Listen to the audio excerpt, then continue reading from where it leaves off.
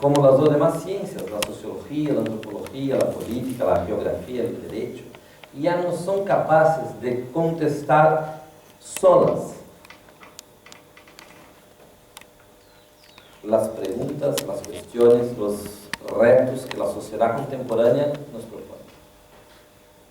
Para mí, personalmente, vivimos en un momento donde la postura interdisciplinaria se hace cada día más necesaria y nos pone en la pared, contra la pared. Porque todos nosotros, incluso yo, fuimos educados disciplinariamente. Fuimos educados a pensar las cosas segmentadamente.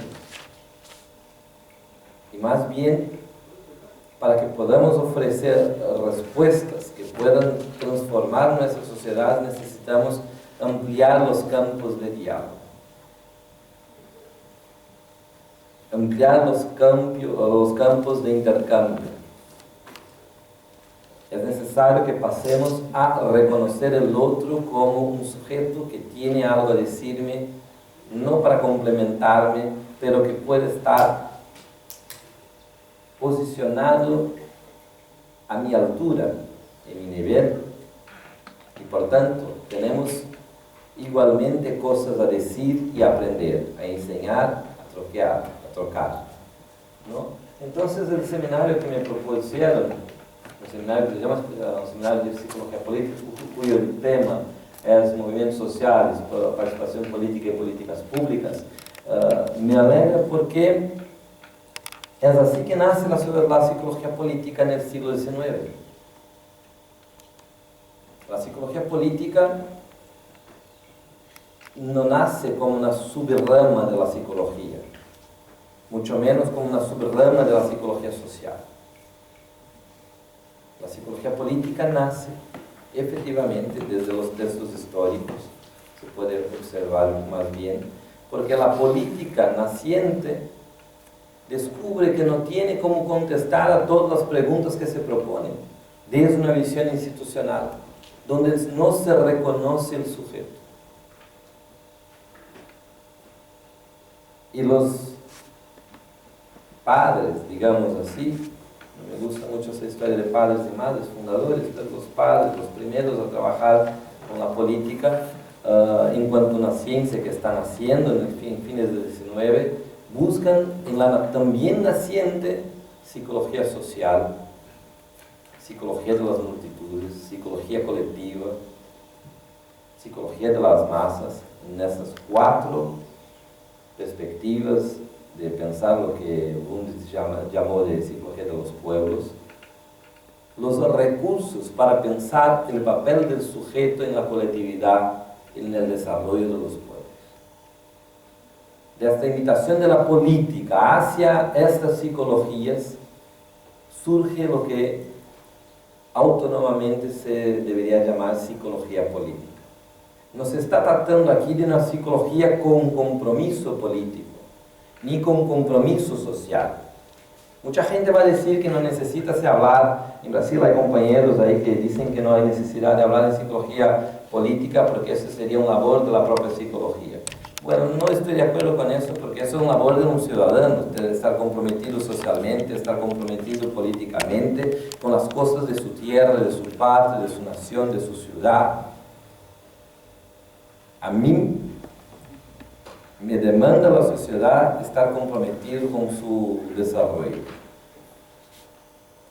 Y me parece que un buen terapeuta, si sea uno clínico, cuando se va a su consulta, estará preocupado que este ciudadano que está en terapia contigo, esa ciudadana que ahí se encuentra, pueda desarrollarse de una manera a transformar la sociedad y su entorno, para que incluso pueda tener una calidad de vida mejor, independientemente de cuál sea el abordaje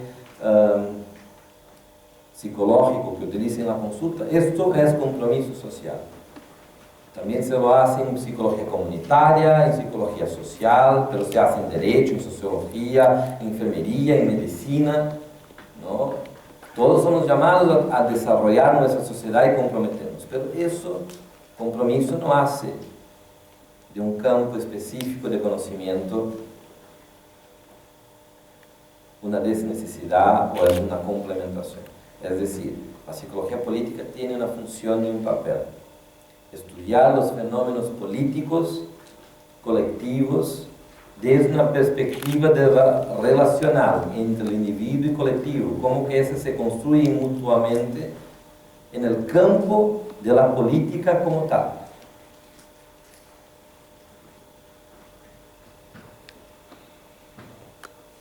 En muchos países la psicología política tiene buscado distintos temas de distintas áreas de formación.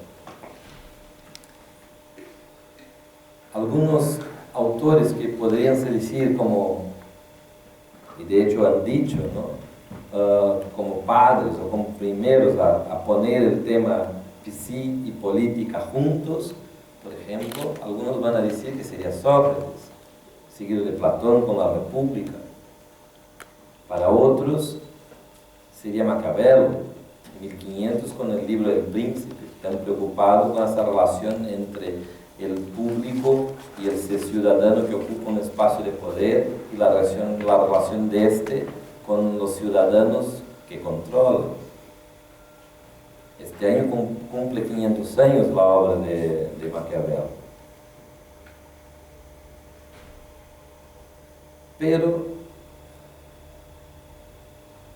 el primero a hablar de psicología política fue un argentino llamado Ernesto Nelson, en 1894, cuando publica un libro llamado South America, Estudios Críticos de Psicología Política. En 99 publica el Manual de Psicopatología Política. En 1901, el fundador de la Escuela Francesa Escuela Libre de Política, la Sciences Po, la famosa Sciences Po, Émile Boutmy, publica dos libros, uno en 1901, otro en 1902, llamados Elementos de Psicología Política de los Pueblos Americanos y Ensayos de Psicología Política del Pueblo Inglés. En 1903, un pedagogo, Émile Boutmy era de origen abogado. El pedagogo italiano en 1903 publica Dove si va, estudio de psicología política. En 1908 en Brasil se publica Julio de Castilhos y Gaspar Martins, Estudios Críticos de Psicología Política, un estudio sobre la Revolución Federalista de 1893 a partir de personalidades políticas. Y el abogado, imagino que todos conocerán, llamado Ricardo Salas Eduardes, publica en 1914 el libro Balmaceda y el Parlamento, Estudio de Psicología Política Chilena. Y hace un segundo volumen en 1925 con el mismo nombre, con subtítulos distintos, pero 10 años después, 11 años después, sigue y completa su obra, su labor. Entonces, fines del siglo XIX y el principio del siglo XX, mucha gente de muchas ramas, pedagogía, derecho, psicología, filosofía, sociología, política, están muy interesados en estas relaciones, en cómo entender fenómenos.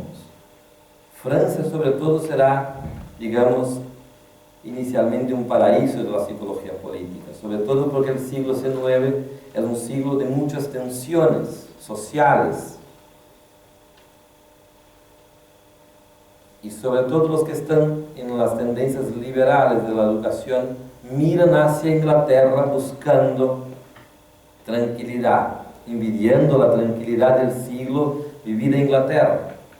Distinto de lo que pasa en Francia.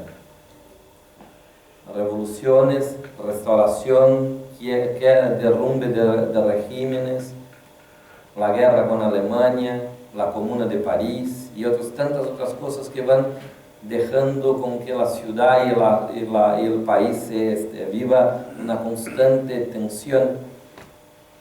Es ahí que surge, por ejemplo, en el campo de la psicología social, colectiva, tanta gente preocupada, porque se reconoce el tema de la multitud, en el caso de Gustave Le Bon, de Scopio Sigel, de Gabriel Tarn, de otros tantos, de Hippolyte Tenet, como un tema importante, no más hace punir simplemente o hace maldecir, más a componer el conjunto de temarios que deberían los académicos investigar para contribuir para la estabilidad social que se buscaba en ese entonces. Nace desde una perspectiva muy conservadora, para garantizar, por ejemplo, como también va a contribuir desde España, por ejemplo, el conocido Ortega y Gasset, para la manutención de determinadas élites. Pero se pone en la agenda temas importantes de reconocimiento. Y la psicología política nace desde ahí. Nace desde un espacio donde múltiples intelectuales de distintos orígenes se ponen a pensar, a reflexionar sobre el tema. Esta introducción lo hago simplemente para registrar que Chile no está al margen de este proceso. Al contrario, al revés, está desde el principio preocupado con el tema. Tanto cuando se pone a reflexionar sobre el origen de la nación como de sus consecuencias. Que a lo mejor es un texto bastante desconocido. Muchos chilenos que comento jamás lo habían visto o escuchado hablar de que existiera esta obra de Edwards. Fue su ministro, fue un militante del Partido Conservador en Chile y tal, pero que pone de relevancia una cuestión, la relación de un personaje,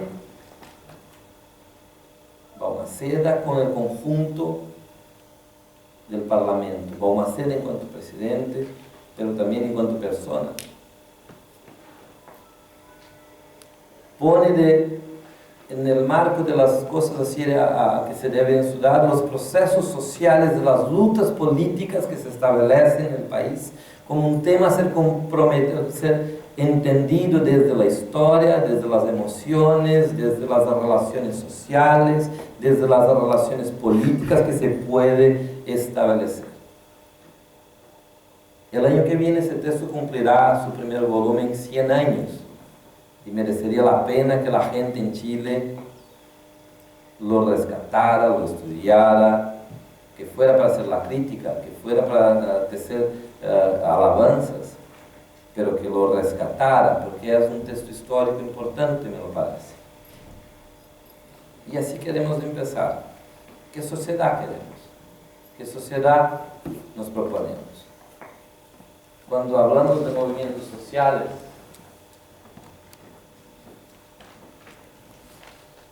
me parece que esta frase que intenté traducir ahora, porque no me había dado cuenta que estaba en portugués,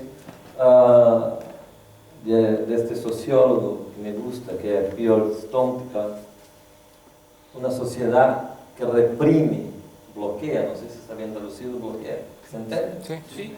Bloquea o elimina a los movimientos sociales, destruye su propio mecanismo de autoperfeccionamiento y autotranscendencia.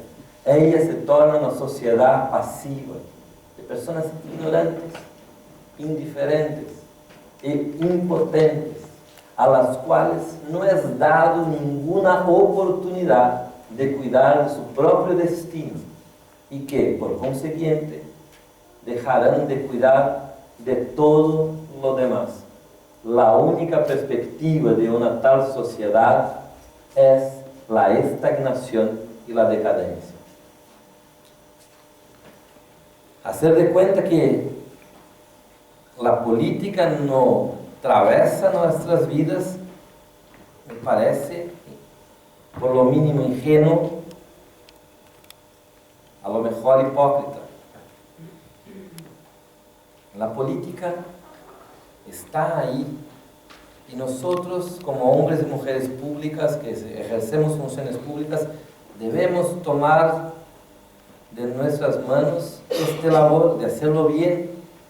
No significa hablar de partidarizar, no significa hablar de construir guetos de pensamiento, pero significa de ponerse frente a los hechos que ordenan nuestra sociedad, sin tergiversar, enfrentarlos tales cuales son, sin miedos.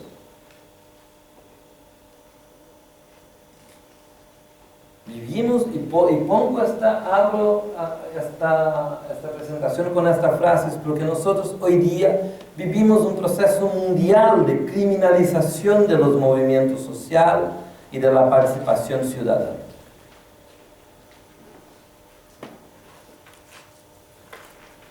Y curiosamente, con los mismos argumentos de Gustave Le Bon y sus compañeros del fines del siglo XIX.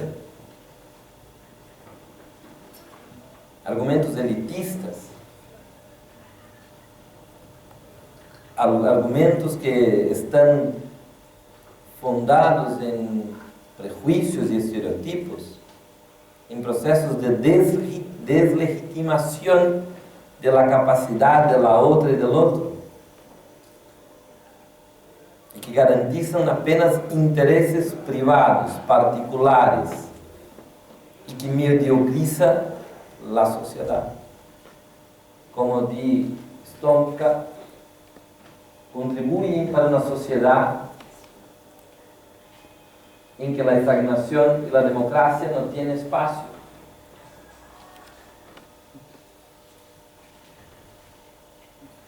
Y eso les invito a pensar. ¿Qué hacer para que la sociedad no esté estagnada, no esté hecha como algo que no tiene capacidad de movilizarse y de moverse en el tiempo, en el espacio? ¿Cómo hacer para que nuestras sociedades puedan crecer, desarrollarse, promocionar justicia social? Hoy por la mañana leía y escuchaba en la radio, por internet, que la rectoría de la Universidad de São Paulo está ocupada por 1000 estudiantes y que el decanato de mi facultad está ocupado por otros cientos, porque están peleando para que no sea más 2000 personas a elegir el rector y los decanos, pero que simplemente en la Universidad de São Paulo la elección directa para el rector. Y los funcionarios y profesores también están considerando integrar la huelga para presionar al Consejo Universitario a participar y promocionar, escuchar los demás. No es posible que apenas los catedráticos de la universidad tengan el poder de decidir los destinos de la universidad.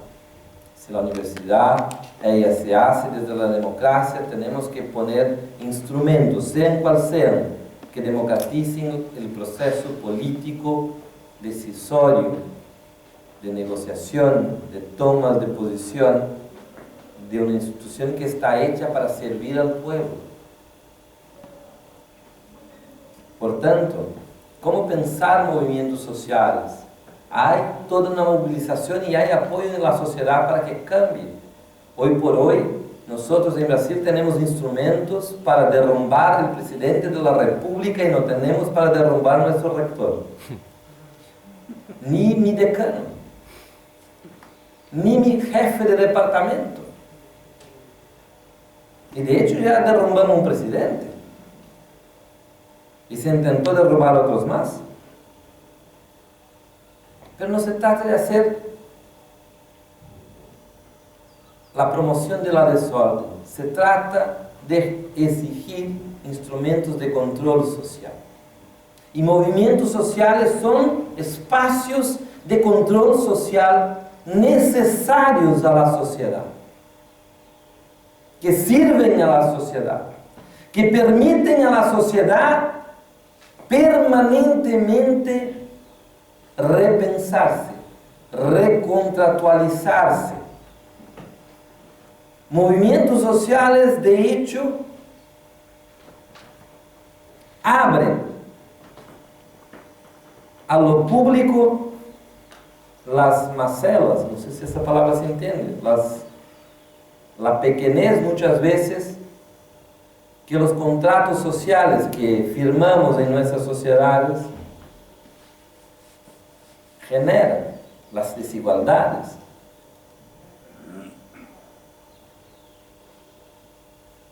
Hablamos de superar desigualdades, pero muchas veces hacemos como ha enseñado Maquiavelo. Damos algo para no cambiar tanto. Y eso no es repensar la sociedad de una manera crítica y que permita a la sociedad la autotranscendencia y el autoperfeccionamiento. Más bien genera la manutención del poder de élites decadentes. No es decir que pueda existir una sociedad sin élites, a lo mejor es el deseo, sociedades circulares, sociedades no asimétricas, es un deseo, una utopía, con la cual me encantan las proposiciones de Karl Marx en muchas cosas. Pero por supuesto, la jerarquización, como ha apuntado autores como Gaetano Mosca, Robert Michels, como Vilfredo Pareto, no es posible, porque cuando en una asamblea destacamos a alguien a representarnos, ya generamos algún tipo de élite que está ahí. Pero ¿de qué élite se está hablando? ¿En cuál parámetro? ¿En cuáles condiciones? ¿Con cuál sistema de control social ciudadano? Y eso es algo fundamental para que podamos avanzar. Porque esto va muy rápido. ¿O no quiere que hable de esta banda? Me parece, ahí está.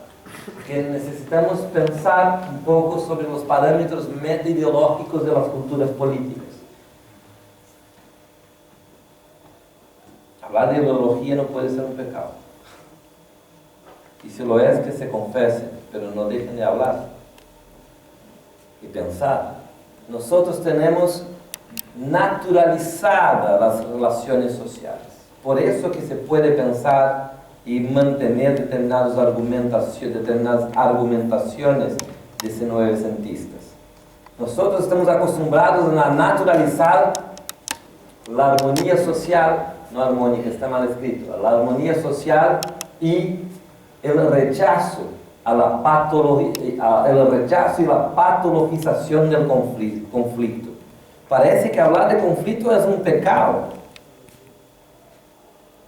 un crimen.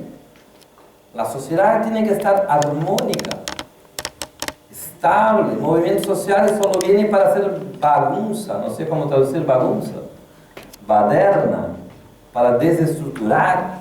No es verdad. Salvo que estemos nos basando en perspectivas de finales del siglo, principios del siglo, finales del XIX, principios del XX. No es verdad. El conflicto es parte de la vida. La contradicción es parte de la vida. No es posible pensarnos la vida sin reconocernos que hay intereses. Y esos intereses generan disputas, generan conflictos. La sociedad no es un laboratorio que está libre de cualquier otra forma de presión. Que está todo sobre control estricto. Pero nosotros en la vida por veces pensamos que el conflicto es un problema, es una enfermedad, que la armonía es una necesidad, y hablar de armonía es estar todos y todas en acuerdo. Pero cuando miramos la violencia doméstica y cómo sufren las mujeres en una sociedad patriarcal, machista, chauvinista, que les impide su desarrollo integral en cuanto a seres humanos, que les obligan a dobles jornadas, solo me ocurre preguntar, ¿eso es armonía? ciudadanos de primera y segunda orden. El marido que llega a casa dice que estoy cansado, que trabajé mucho y pide que la mujer le saque el zapato, le haga la comida y dice que tú no has hecho nada, pero pasó el día limpiando, lavando, cocinando, cuidando de los hijos y las hijas, mirando cómo estaba la educación y los trabajos escolares de sus hijos. Pero ¿quién ha trabajado él? Porque tiene un empleo que le genera un par de lucas. No es trabajo eso. En Brasil se tiene no sé si aquí también hay siempre un chiste que pregunta a los profes, oye, además de dar aulas, ¿con qué trabajas? Como que enseñar no fuera un trabajo, fuera un paseo en el parque, ¿no? No sé, en la montaña rusa a lo mejor. Naturalización de la estratificación social. Nosotros naturalizamos las capas de la sociedad como si fueran cosas necesarias para esta armonía social. Y tenemos dificultad de superar ese tipo de estratificación. Por eso que se criminalizan, por ejemplo, los movimientos por vivienda, por reforma agraria, los movimientos que puedan cambiar determinadas posiciones político-económicas en nuestra sociedad. Y deslegitimamos incluso emocionalmente, bueno, independientemente de cómo se entienda lo que significa emociones, me parece que casi toda la psicología de emociones es algo fundamental, y siempre se dice que las mujeres son muy emocionales y poco racionales. Curiosamente, el libro de Gustave Le Bon, Psicologie politique et défense sociale, de 1910, él pone en la portada una siguiente frase: la razón hace la ciencia, las emociones y los sentimientos conducen la historia.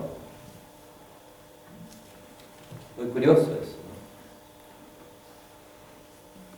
¿no? Los hechos cotidianos están atravesados e llevados de emociones, de sentimientos.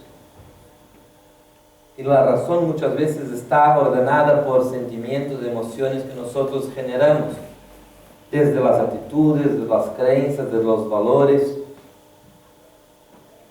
Pero nosotros jugamos con eso para garantizar intereses de manutención de nuestras propias posiciones muchas veces en la sociedad. Y eso es una cuestión importante. La estratificación social no es natural, como la armonía y el conflicto tampoco lo son en cuanto a enfermedad. La armonía no es algo natural y el conflicto no es una patología. Y por tanto necesitamos enfrentar ese tipo de discursos que nos va cegando, quitando la capacidad de mirar y hacer como el búho que vuela al fin del día para mirar cómo las cosas se pusieron después de una jornada. Entonces me parece importante pensarnos que la naturalización de los valores también y los criterios de jerarquía social son cosas que se pueden cuestionar y se deben cuestionar y están cambiando siempre, no son de toda la vida. La familia no es familia desde siempre, no como cuando la tenemos hoy. Y la familia que tenemos hoy ya no es la familia de los años 50. No se reduce la idea de padre, hijo y madre. Primero porque hay hijas también. Segundo porque hay familias de gente que su perro está viudo y a él su perro, él es su hijo, 2 hermanos. Cuando se miran en los países del mundo las enquisas del censo nacional, muchas veces surge la expresión familias monoparentales. Yo vivo solo y soy ¿qué? Yo soy mi familia en este momento, en este hogar. En mi caso particular, mi familia era yo y 2 gatos, ¿no?, que tenía en mi casa. Uno se murió hace poco. Entonces ahora soy yo y una gata de 4 patas, ¿no? no me estoy refiriendo a una mujer bonita, no, simplemente un animal mismo, ¿no?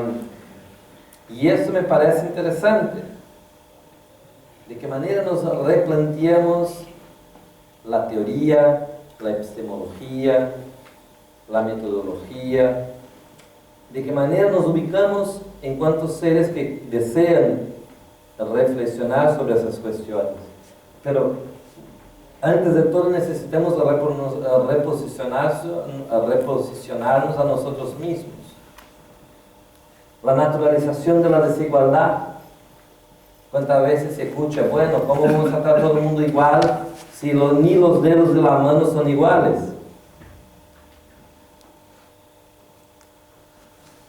Por eso que unos tienen que tener más, unos tienen que tener menos. En los 60, el Partido Conservador de Inglaterra proponía, para garantizar la armonía social, la eliminación de las condiciones de desigualdad, por ejemplo, deportando los amarillos y metiendo en campos de concentración a los discapacitados. Eso está en un congreso del Partido Conservador de 1962, en Inglaterra.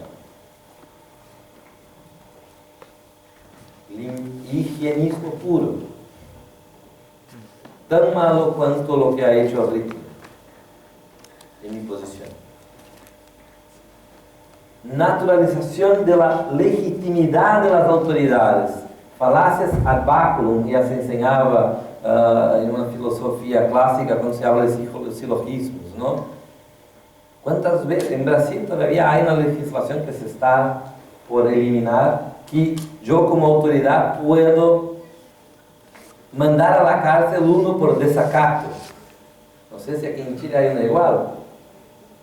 Pero yo, profesor, o cualquier uno que esté en ejercicio de su función, puede mandar a la cárcel uno por desobediencia. Es temporáneo eso. Porque no es porque tengo autoridad que estoy correcto. Yo costumbro decir a mis estudiantes, yo no tengo síndrome de Dios. Costumbro no saber, necesito informarme, y a lo mejor tú tienes un argumento que derrumba el mío. Entonces no necesitas se quedar probando conmigo, si sé más o sé menos. No necesito saber todas las cosas, incluso porque no creo que nadie pueda saber todas las cosas, los temas que le interesan. Yo no tengo capacidad de leer todo lo que se ha publicado en movimientos sociales hoy día en el mundo. Y ni conozco todos los autores y autores que han escrito. Pero muchas veces las autoridades del gobierno, las autoridades en la academia, las autoridades en cualquier espacio, los padres mismos se ocultan detrás de la autoridad, como si la autoridad fuera casi infalible como el Papa.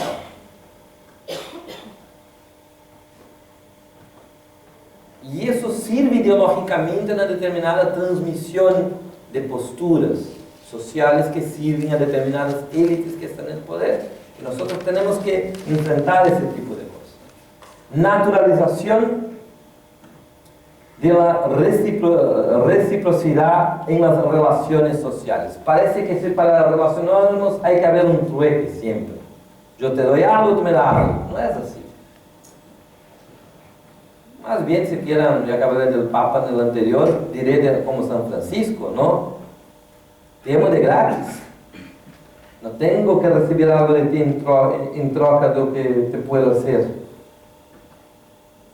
Y nosotros comercializamos, liberalizamos las relaciones sociales como que si fuera necesario para relacionarse haber un intercambio comercial.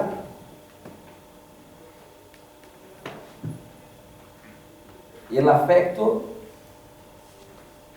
no se construye desde ese orden, o no debería ser simplemente la única manera de construirse, ¿no? Entonces, nosotros necesitamos enfrentar eso, porque esas cuestiones son apenas algunas, no todas, pero son elementos metaideológicos que garantizan la manutención de determinadas culturas políticas, de determinadas maneras de posicionarse, de determinadas miradas hacia el mundo. Eso estructura la vida cotidiana, como va a decir una filósofa que me encanta, una socióloga, muy utilizada en la psicología social, por lo menos en Brasil, Agnes Heller. Son esas cosas que hacen el cotidiano, hacen del cotidiano un espacio que busca la alienación, la incapacidad de hacer una mirada crítica, porque nos rutiniza, porque nos exige un raciocinio muy rápido a punto de no haber tiempo para distanciarse.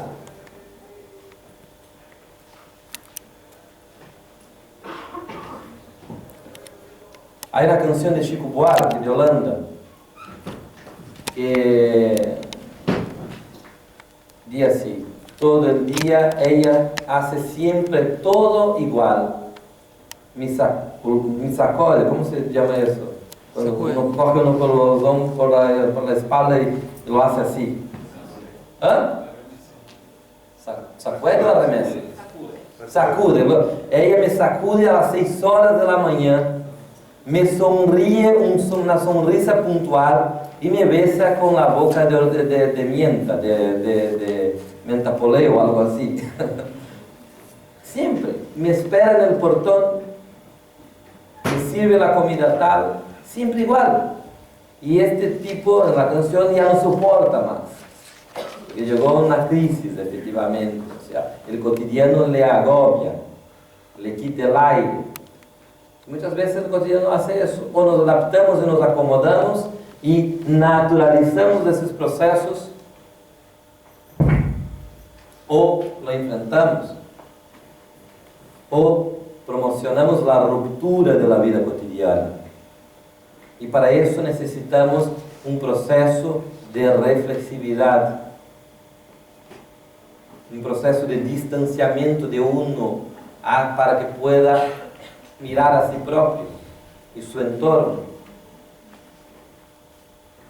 Y eso es fundamental para el cambio social. Eso es fundamental para pensar qué sitio, qué lugar se reserva a los movimientos sociales, a la participación ciudadana.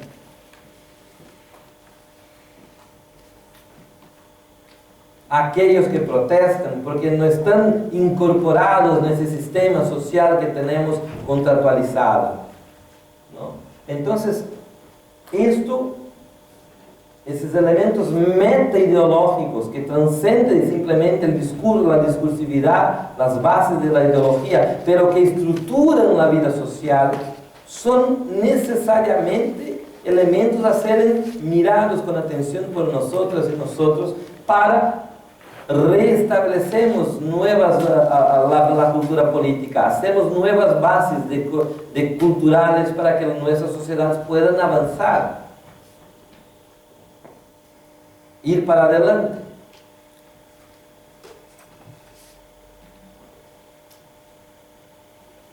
Entonces me parece importante pensar en ese sentido, ¿cuáles son los requisitos mínimos de una democracia? Teóricamente todos nosotros vivimos en la democracia hoy por hoy en Latinoamérica. Cada uno con sus problemas, cada uno con las críticas que se puede hacer, cada uno con sus límites, pero me parece que nosotros necesitamos garantizar algunos elementos mínimos, y ni son a lo mejor ni son los suficientes apenas estos, pero apunto para algunos como protección de los, me comió allí, ciudadanos, está en portugués, no me había dado cuenta. Protección de los ciudadanos, especialmente de las minorías, contra las acciones arbitrarias de los agentes del Estado.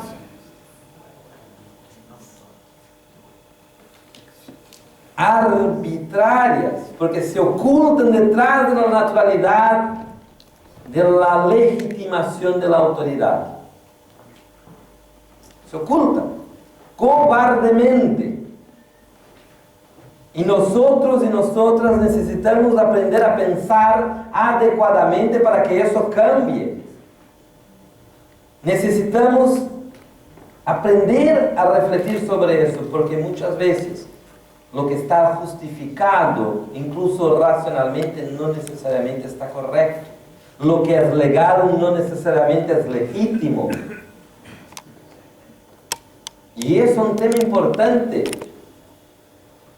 La cuestión de la legalidad y de la legitimidad. Y eso es que pone muchas veces, genera muchas veces el enfrentamiento, porque no se abren puertas de diálogo y sí de negación del otro.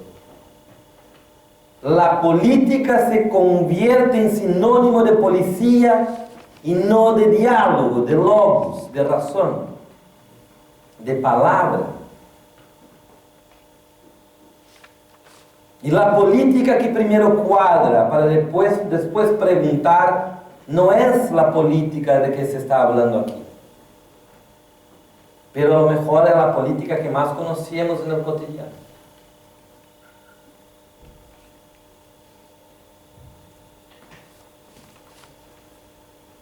Y eso me parece fundamental, porque para la democracia la arbitrariedad tiene que ser superada y la política policialesca tiene que ser superada. Y en su sitio debe emergir el diálogo, la palabra, la capacidad de reconocimiento del otro como un ser parlante. Y no como animal que gruñe, que hace ruidos extraños, que yo no soy capaz de conocer, aunque teóricamente en mi frente tenga un otro ser humano. Pero no le reconozco, no legitimo lo que dices, y por tanto me hace extraño, por tanto le niego sentido. Así hacemos, por eso criminalizamos, por eso prohibimos. Por eso no nos poníamos en diálogo. La consulta obligatoria a los ciudadanos con respeto a los miembros y al desempeño del Estado. Hay que consultar si se está haciendo bien la labor. En caso de mi facultad, el decano y el vicedecano han conducido una movimentación de tierras, que eso está regulamentado por ley, porque eso es algo muy peligroso. Creo que en todos los países habrá alguna legislación sobre eso. Y movimentó tierra hacia la facultad que estaba contaminada, y estamos con un gravísimo problema ambiental que pone en riesgo la salud física y también mental de estudiantes, profesores y profesoras, funcionarios y funcionarias de la facultad. Mi facultad tiene 5.000 alumnos, estudiantes, 300 profesores, 400 funcionarios.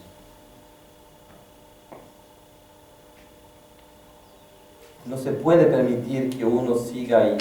Pero él, como no tengo cómo retirarle, controlarle, él puede terminar su mandato.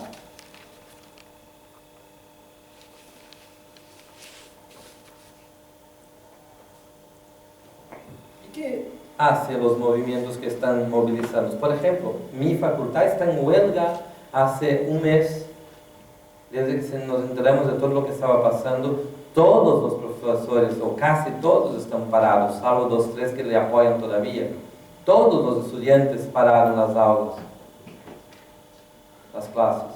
Todos los funcionarios, menos 2 o 3 que están ahí un poco también metidos, también están parados y protestan. Porque exigimos, controlamos, porque su desempeño en cuanto a agente de Estado fue malo y criminal. Y no se puede callar. No se encostes, incluso a uno mismo, que se calle. Y por eso debemos tener esta conciencia real de la realidad, una conciencia material de los procesos políticos que están pasando. No son apenas abstracciones teóricas. Ellos hacen parte de la vida cotidiana. Y no se puede negarlos, no sin costes, no sin consecuencias. Promocionar la igualdad ciudadana se constituye un labor fundamental. Y no hay igualdad cuando no se construye una política del diálogo, de la palabra, del reconocimiento. Como por ejemplo ha propuesto filósofos contemporáneos como Axel Honneth o Nancy Fraser. O que ha denunciado Judith Butler en una obra llamada Vidas Precarias.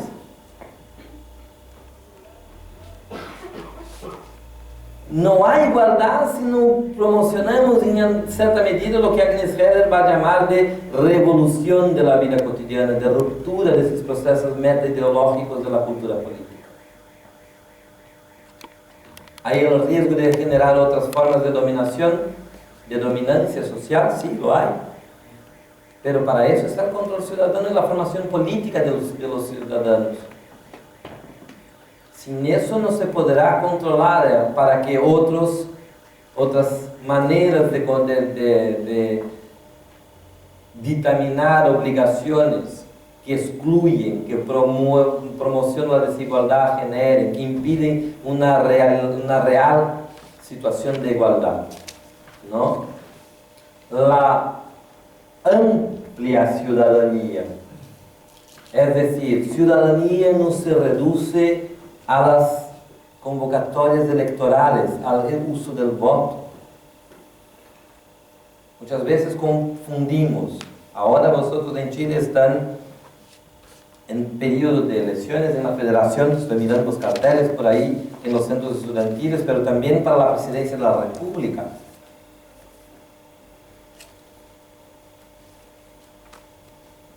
La amplia participación en estos escenarios es fundamental. Investigar sobre lo que están hablando los candidatos es fundamental. Saber posicionarse políticamente es fundamental, pero eso no es solamente ahí que se manifiesta la ciudadanía. No podemos confundir democracia con democracia electoral del voto. Y muchas veces lo hacemos así. Y lo hacemos como por ejemplo un argentino llamado Guillermo O'Donnell ha dicho: nosotros vivimos simplemente una democracia delegada. Transmitimos nuestras ansiedades, nuestros deseos a uno y esperando hasta uno o hasta una realice nuestros deseos mágicamente en 4 años. En 4 años volvemos a ver si nos acordamos de quién era este uno. Porque mucha gente siquiera se acuerda en quién ha votado. Porque lo ha hecho sin ningún compromiso. Entonces, la democracia no puede ser un proceso delegado, tiene que ser participativo. Y no podemos tener estructuras en la sociedad que no permitan y no incentiven la participación social y política comunitaria. Y de hecho, los sistemas educacionales son esos que más dificultad tienen para incorporar la participación. Es increíble. La Universidad de Tarapacá, me llamó la atención, no tiene rejas. ¿O tiene? ¿Rejas? No. ¿Rejas o rejas? Rejas. Rejas. No tiene rejas. Hoy por hoy, desde que llegué, no lo tiene. Pero pregunto, ¿es verdad? ¿No la tenemos simbólicamente? Sí. ¿No la tenemos desde la distribución de los espacios de poder? No hay una jerarquización, una legitimación, no hay esos elementos que hablaba anteriormente, no están aquí puestos de manera que pueda efectivamente impedir el control social de la participación ciudadana de una manera amplia y justa. Hay que pensarlo. Y eso pasa en la secundaria, en la primaria, En los jardines muchas veces, la manera con que se controlan y se tratan. Por veces hay jardines, yo he visto uno que estaba, el hijo de un amigo mío, y que le trataban a su hijo como un imbécil, porque era niño. De la manera de hablar, de la manera de ponerlo a las discusiones, obligando a las niñas muñecas rosas con hogones y con neveras y con batidoras, y a los niños coches y no sé cuánto, reforzando para papeles de género en una perspectiva patriarcal, condenando las distintas orientaciones sexuales, las minorías por ser negro, por ser indio, por ser no sé qué. Estamos ahí reproduciendo esto. Ahí está un papel del control social necesario y un ejemplo de la necesidad de una amplia participación ciudadana. Más allá del voto, que no es menos importante y innecesario, al contrario. Porque cuando elegimos, estamos direccionando el sentido ideológico de nuestra sociedad. Estamos determinando los posicionamientos políticos del gobierno, de quien está adelante, pero no podemos dejar que a ellos les toque hacerlo, nos toca a nosotros también, y necesitamos asumir este labor. Y por tanto, se trata de hablar de la circulación de las élites. La sociedad es multicolorida. Tenemos muchas perspectivas ideológicas, políticas, muchos anseios sociales, muchas disparidades, muchas desigualdades. No se puede conservar siempre los mismos en el poder o los mismos grupos en el poder. Hay, como ya enseñaba en el fines del XIX, Robert Mitchell tiene un libro llamado Los partidos políticos, muy importante, donde va a hablar exactamente de la necesidad de la circulación de las élites. Muchas veces en la academia, en Brasil por lo menos, se mira mucho, la gente quiere trabajar siempre las desigualdades, y nadie quiere estudiar élites. Es importante entender las élites, estudiar las élites también. Estudiarlas no significa pactuar con ellas. Estudiarlas no significa estar de acuerdo con ellas. Puede que esté, puede que no. Pero es importante entender, incluso para saber qué cosas deben cambiar y cómo funcionan esas cosas. Eso nos hace menos rehenes en situaciones de conflicto. Pero también nos potencia, nos potencializa, nos empodera, nos llena de poder a la hora de presionar por cambio. Creo que la mejor profesora de mi vida fue mi abuela, una mujer que su padre le prohibió de estudiar. Una hija de 12 hermanos. Y las mujeres no pudieron ir a la escuela. Pero mi abuela, la única de las mujeres, eran 6. Subían en un árbol de mandarina y miraba desde el árbol cómo los hermanos cogían el bolígrafo, el lapicero, qué movimientos